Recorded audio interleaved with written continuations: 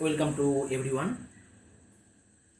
আজকে একাদশ শ্রেণীর বিন্যাস চ্যাপ্টারের ওপর আমরা এস.এন.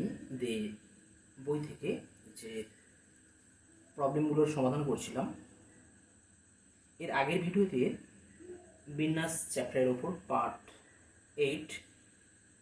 8-এ আমরা সংক্ষিপ্ত উত্তরধর্মীর কোশ্চেন নাম্বার 27 পর্যন্ত সলভ করেছিলাম। এখন আমরা সেখান থেকেই কন্টিনিউ করব। আজকের ভিডিও তোমাদের পছন্দ হয়ে থাকলে অবশ্যই তোমরা লাইকস করবে, আর যারা এখনও সাবস্ক্রাইব করোনি তারা অবশ্যই সাবস্ক্রাইব করে নেবে। ওকে, তো বিন্যাস চ্যাপ্টারের ওপর এস.এন. বই থেকে 7A অধ্যায় থেকে সংক্ষিপ্ত উত্তরধর্মী প্রশ্ন কোশ্চেন নাম্বার 28 কি দেওয়া রয়েছে। কোশ্চেন আছে 567724 সংখ্যাটির অঙ্কগুলির সাহায্যে কতগুলি 6 অঙ্ক বিশিষ্ট সংখ্যা গঠিত হতে পারে।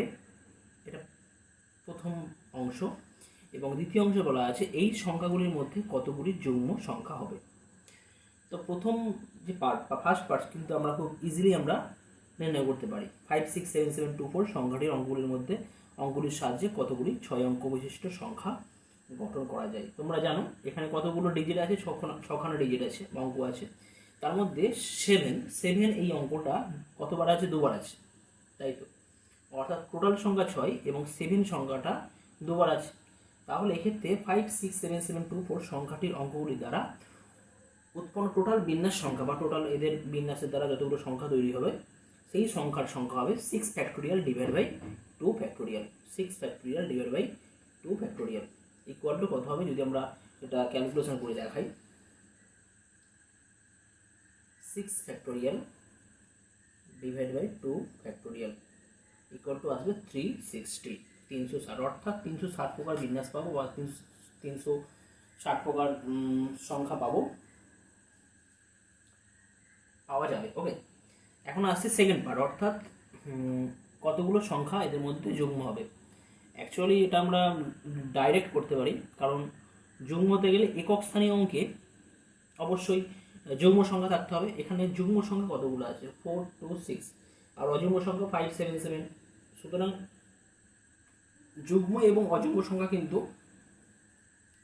50-50 হবে। ওকে, তো এখান থেকে ডাইরেক্ট বলতে পারবো যেহেতু এখানে জোড় সংখ্যা 3টে এবং বিজোড় সংখ্যা 3টে আছে, সুতরাং আমরা যে সংখ্যাগুলো পাবো তার মধ্যে যুগ্ম সংখ্যা হবে 360 ডিভাইড বাই 2, অর্থাৎ 180।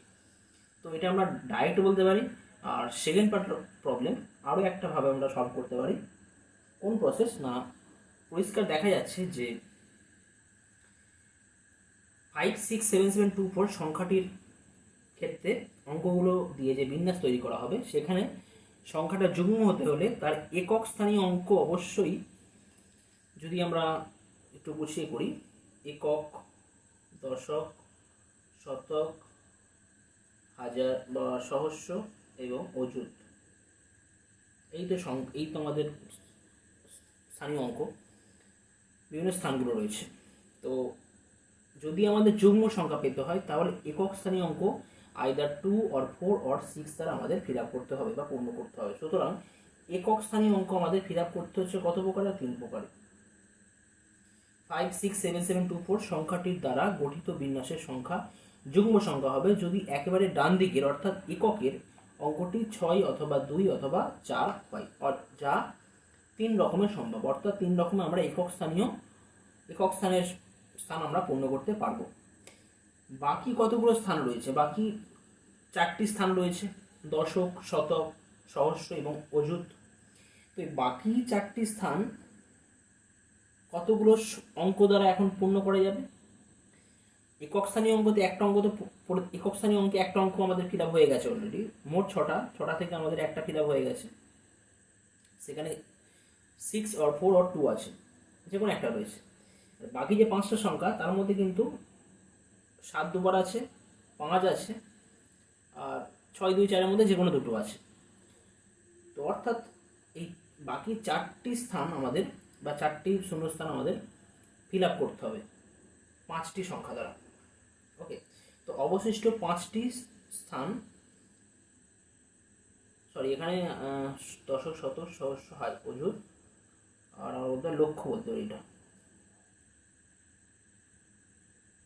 লক্ষ্য, এই এই এই পার্টটা রয়েছে। ছটা যেহেতু সংখ্যা অঙ্ক রয়েছে, তাহলে এই পার্টটাও কিন্তু আমাদের অর্থাৎ 5টি স্থান, বাকি 5টি স্থান আমরা 5টি অঙ্ক দ্বারা কত প্রকারে আমরা ফিল আপ করতে পারবো। অবশিষ্ট 5টি স্থান 2টি 7 এবং 3টি ভিন্ন অঙ্ক দ্বারা পূর্ণ করা যায়। কত প্রকারে? 5 ফ্যাক্টোরিয়াল ডিভাইড বাই 2 ফ্যাক্টোরিয়াল। ওকে, সুতরাং মানে এই 3 প্রকারের প্রত্যেক প্রকারের জন্য বাকি স্থানগুলো এত প্রকারে আমরা ফিল আপ করতে পারি। তাহলে 3 প্রকারের জন্য কত হবে না 3 ইন্টু হয়ে যাবে, অর্থাৎ 5 6 7 7 2 4 সংখ্যাটির অঙ্কগুলির দ্বারা গঠিত 6 অঙ্কের যুগ্ম সংখ্যা হবে কত না 3 into 5 factorial divide by 2 factorial equal to 5 factorial by 2 factorial যদি করি আমরা ক্যালকুলেশন করলে এটা আমরা 180 পাবো। করে দেখাচ্ছি আমি। 5 ফ্যাক্টোরিয়াল ডিভাইড বাই 2 ইন্টু 3 করলে আমরা পাচ্ছি 180। ওকে, সুতরাং আমরা যুগ্ম সংখ্যা পাবো 180টি। Next question, question number 29। Question number 29 দেওয়া আছে অযুগ্ম অঙ্কগুলিকে অযুগ্ম স্থানে রেখে 4, 2, 2, 2, 3, 3, 5, 5 অঙ্কগুলির সাহায্যে 8 অঙ্ক বিশিষ্ট কতগুলি সংখ্যা গঠন করা যাবে। তো এখানে বলা আছে যে অযুগ্ম অঙ্কগুলিকে অযুগ্ম স্থানে রাখতে হবে। তো দেখা যাক, যদি অযুগ্ম স্থানে রাখা হয়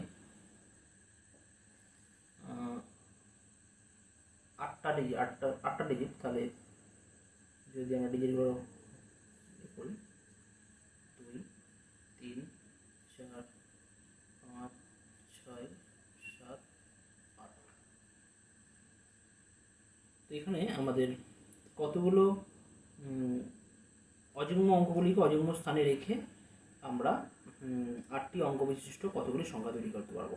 তো আমি এই থেকে মার্কিং করি 1 2 3 4 5 6 7 8। তাহলে এটি এককে ঘর, দশক, শতক, হাজার, অযুত, লক্ষ, নিযুত, কোটি। তো এক্ষেত্রে আমাদের অযুগ্ম স্থান কতগুলো আছে?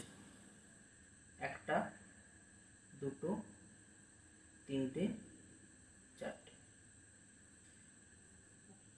4টি অযুগ্ম স্থানে অযুগ্ম সংখ্যা কতগুলো রাখা যাবে সেটা আমরা দেখি। সেক্ষেত্রে আমরা কি লিখব? 4টি অযুগ্ম স্থানে অযুগ্ম সংখ্যা রাখা যায় কত প্রকারে? 4টি স্থান, আর এখানে কতগুলো অযুগ্ম সংখ্যা আছে? অযুগ্ম সংখ্যা আছে 3 3 5 5, 4টে সংখ্যা আছে, তাই তো। 4টে সংখ্যা 4টি স্থানে কত প্রকার রাখা যাবে? কিন্তু তার মধ্যে আবার 3 দুবার আছে এবং 5 দুবার আছে, তাই তো। তাহলে সেটা মোট রাখা যাবে 4 factorial divide by 2 factorial into 2 factorial. Total 4টে সংখ্যা, যার জন্য 4 ফ্যাক্টোরিয়াল হচ্ছে। আর যেহেতু 3 দুবার আছে যার জন্য 2 ফ্যাক্টোরিয়াল, এবং 5 দুবার আছে তার জন্য 5 এর জন্য আসছে 2 ফ্যাক্টোরিয়াল। তাহলে এটা আমরা যদি ক্যালকুলেশন করি কত পাবো? দেখা যায় 4 ফ্যাক্টোরিয়াল মিনস 24, আর 2 দিয়ে 4, 24কে 4 দিয়ে ভাগ করলে 6। ওকে, আচ্ছা এখন তাহলে বাকি যে যুগ্ম স্থানগুলো আছে, যুগ্ম স্থানে কোন সংখ্যা বসবে? যুগ্ম স্থানে যুগ্ম সংখ্যা বসবে। তো 4টি যুগ্ম স্থানে যুগ্ম সংখ্যা রাখা যায়। এটাও কিন্তু কত হবে এক্ষেত্রে আমাদের?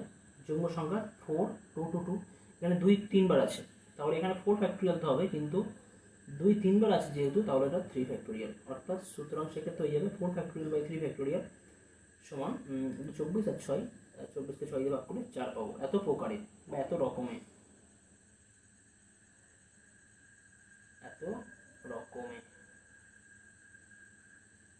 সুতরাং এই দুটো প্রক্রিয়া আমরা একসাথে কত প্রকারে করতে পারবো? 6 ইন্টু 4 24, অর্থাৎ অযুগ্ম অঙ্কগুলিকে অযুগ্ম স্থানে রেখে আমরা কতগুলো সংখ্যা তৈরি করতে পারবো? 8 অঙ্ক বিশিষ্ট। 8 অঙ্ক বিশিষ্ট আমরা 24টি সংখ্যা তৈরি করতে পারবো।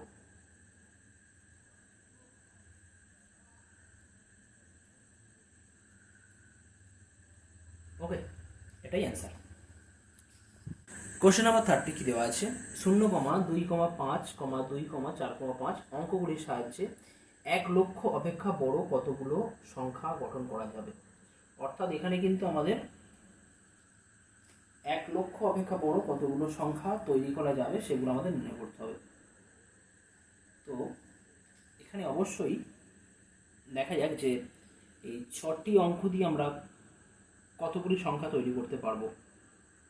ঠিক আছে, 6টি অঙ্ক দিয়ে আমরা মোট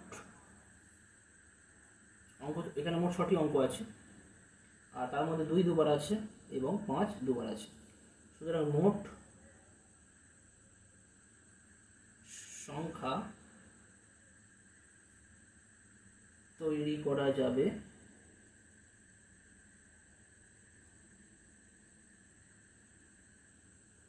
সমান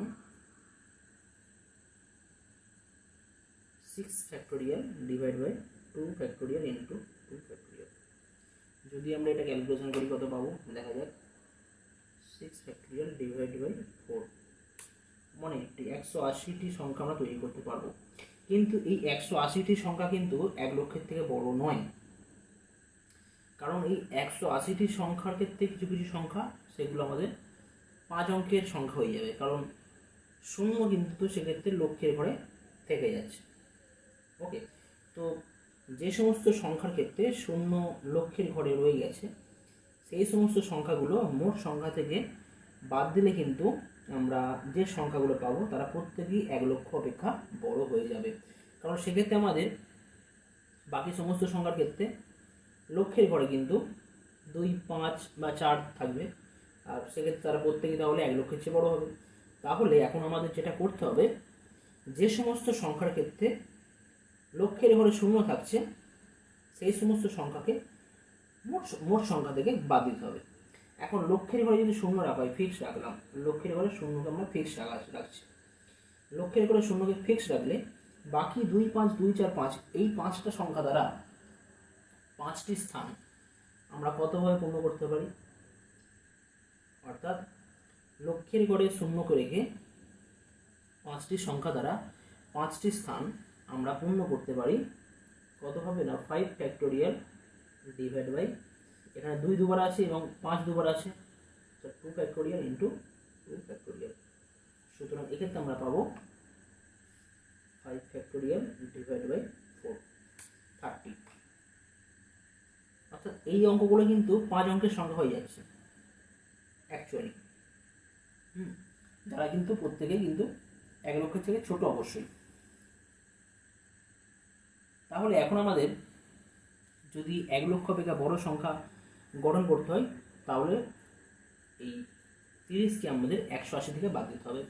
অর্থাৎ 1 লক্ষ অপেক্ষা বড় যত সংখ্যা গঠন করা যাবে তার সংখ্যা হচ্ছে 180 মাইনাস 30 ইকুয়াল টু 150। এটাই actual answer. Next question number 31, 6 অঙ্ক বিশিষ্ট কতগুলি বিভিন্ন যুগ্ম সংখ্যা শুধুমাত্র 2, 3, 5, 3, 4 ও 5 এই 6টি অঙ্ক দ্বারা গঠন করা যাবে। তো যদি আমি এই সংখ্যাগুলোকে একক দশক করে লিখি তাহলে পরিষ্কার হবে। একক দশক, শতক, সহস্র বা হাজার, এবং তারপর আছে অযুত, লক্ষ। তো এখন বলা আছে আমাদের যুগ্ম সংখ্যা তৈরি করতে হবে। যুগ্ম সংখ্যা তৈরি করার অর্থ এককের ঘরের যে আমাদের অঙ্ক থাকবে সেই অঙ্ক আইদার 2 অথবা 4 দ্বারা আমাদের ফিল আপ করতে হবে। তো এখানে দুটো অঙ্ক আছে, এককের স্থানের ঘর আমরা এই দুটো যুগ্ম সংখ্যা দ্বারা কত প্রকারে ফিল আপ করতে পারবো? আমরা 2 প্রকারে। এককের ঘরের অঙ্ক বা এককের ঘরের স্থান আমরা 2 প্রকারে পূর্ণ করতে পারি। ওকে, এখন তাহলে বাকি যে 5টি স্থান পড়ে থাকছে শূন্যস্থান, 5টি শূন্যস্থানে দুটো 3 থাকবে, দুটো 5 থাকবে এবং 2 ও 3-এর মধ্যে যে কোনো একটা সংখ্যা অবশ্যই থাকবে। কারণ 2 ও 3-এর মধ্যে একটা যদি এককের ঘরে থাকে, সরি 2 ও 4-এর মধ্যে যদি একটা এককের ঘরে থাকে, তাহলে একটা অবশ্যই এই 5টা ঘরের মধ্যে যে কোনো একটাতে থাকবে। ওকে, তো বাকি 5টি শূন্যস্থান 5টি সংখ্যা দ্বারা কত প্রকারে বিন্যাস করা যাবে, যেক্ষেত্রে আমাদের 3 দুবার থাকছে এবং 5 দুবার থাকছে, সেটা হয়ে যাবে আমাদের 5 factorial divide by 2 factorial into 2 factorial. এটা করলে আমরা কত পাবো দেখা যাক। এটা করলে আমরা পাবো অর্থাৎ 30। কিন্তু দুটো প্রক্রিয়া, এককের ঘরে আমাদের স্থান পূর্ণ করা যায় 2 প্রকারে এবং বাকি 5টি শূন্যস্থান আমরা 30 প্রকারে পূর্ণ করতে পারি। তা টোটাল প্রক্রিয়াটা আমরা কতভাবে করতে পারবো না 30 ইন্টু 2 সুতরাং 60। অর্থাৎ এই 6টি অঙ্ক দ্বারা যে যুগ্ম সংখ্যা তৈরি করা যাবে তার সংখ্যা হচ্ছে 60।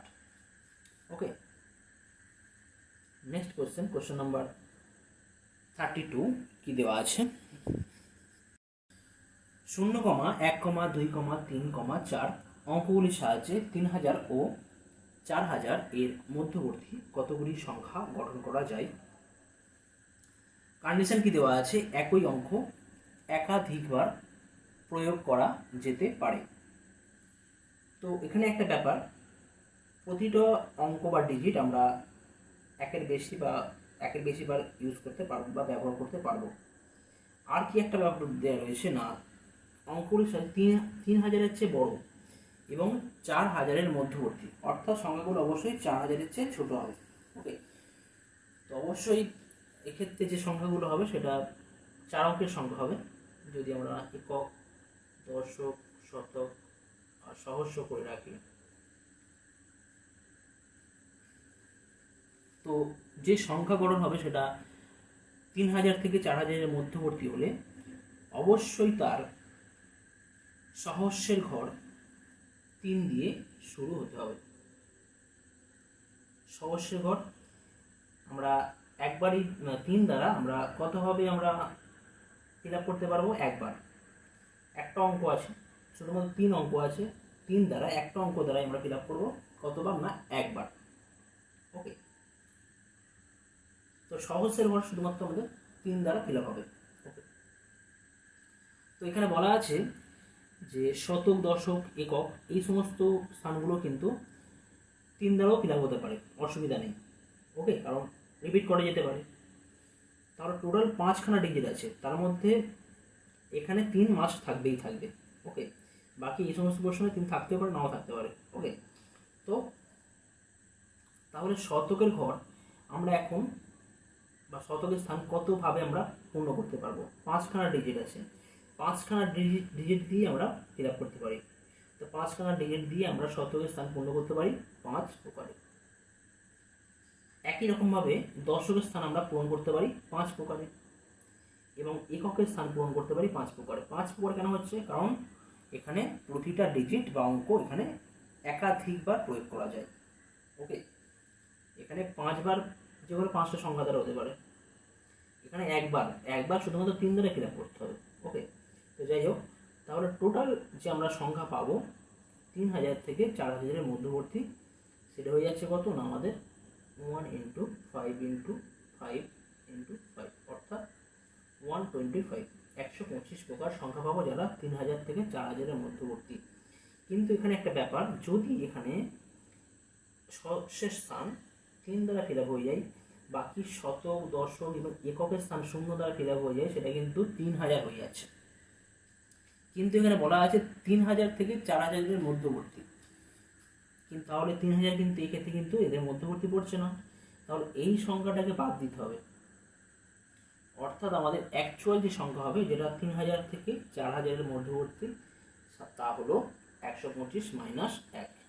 এই 3000 সংখ্যাটা বাদ দেওয়া হচ্ছে, তাহলে হয়ে যাবে আমাদের 124, অর্থাৎ 124টি সংখ্যা পাবো যারা 3000 থেকে 4000-এর মধ্যবর্তী এবং যেখানে আমরা একই অঙ্ক একাধিকবার প্রয়োগ করতে পারি। Next question number 33। Question number 33 দেওয়া রয়েছে, একটি শ্রেণীতে প্রতিদিন 5টি পিরিয়ড করে ক্লাস হয়। কত রকমের 4টি বিভিন্ন বিষয়কে প্রতিদিন বিন্যস্ত করা যায়?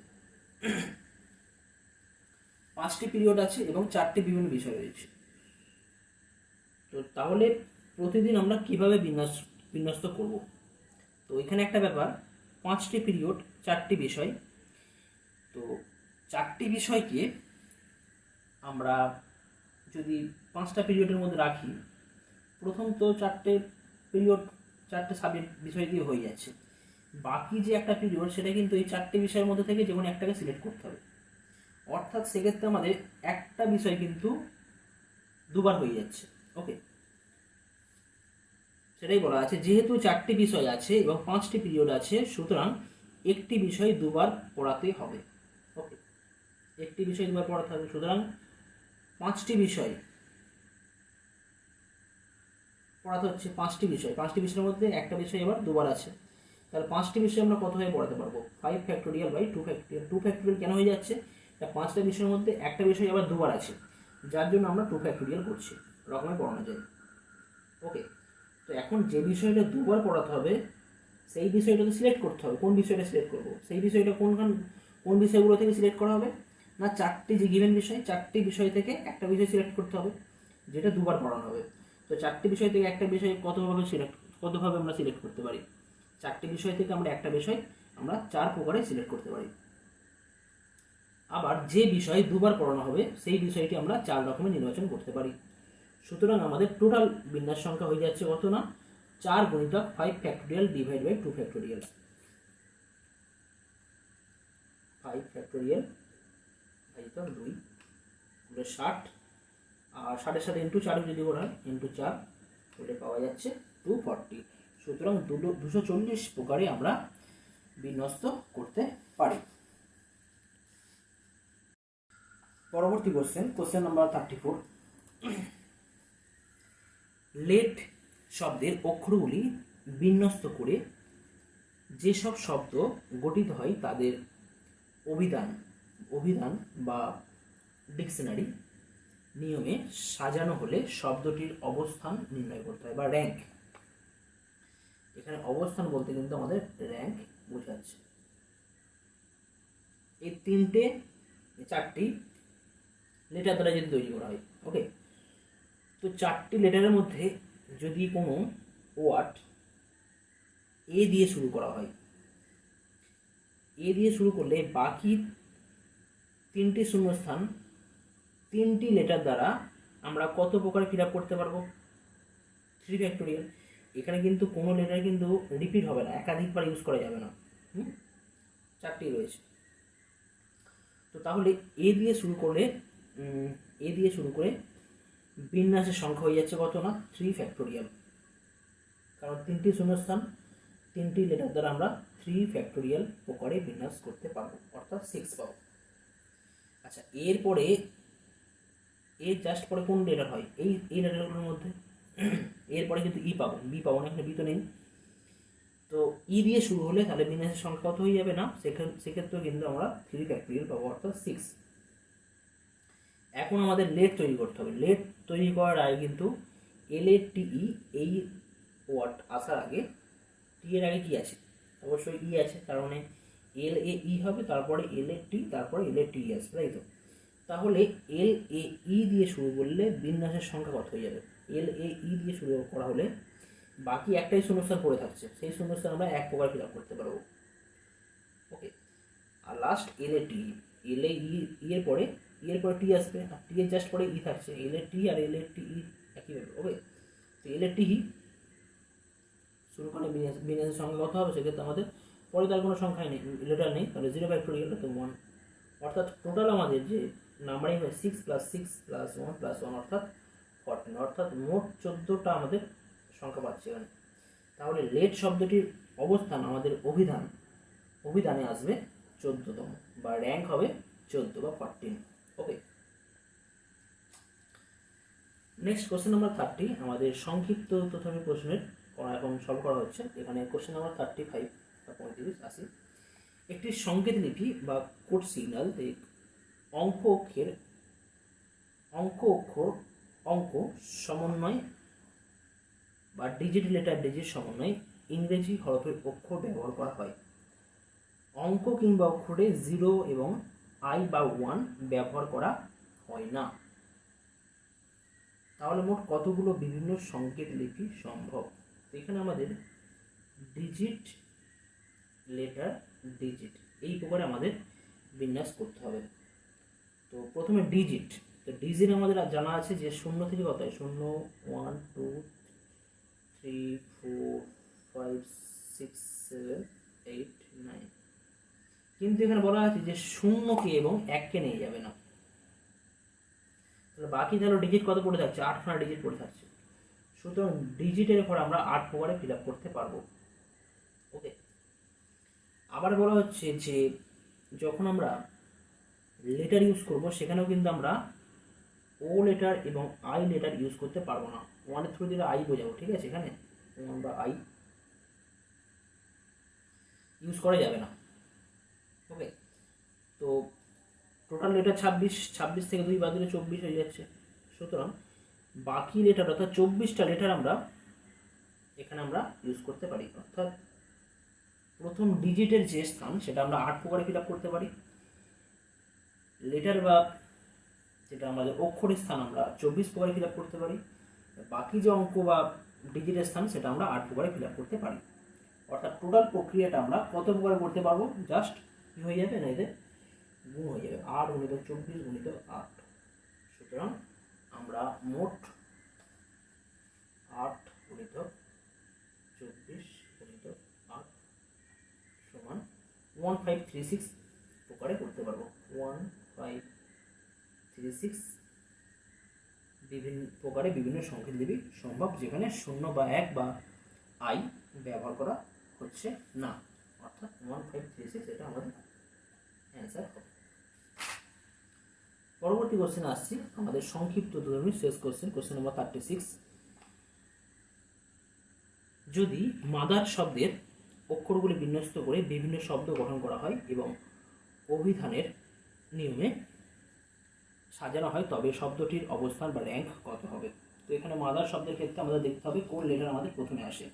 MOTHER এর মধ্যে প্রথমে আমাদের ই লেটার দিয়ে আমরা স্টার্ট করব, তারপরে এইচ পাবো, তারপরে এম থাকছে, কিন্তু আমরা এম এর সাথে ইকে রাখবো। ওকে, তো প্রথমে ই দিয়ে যদি শুরু করা হয় তাহলে মোট 6টা লেটার আছে, 6টা পজিশন।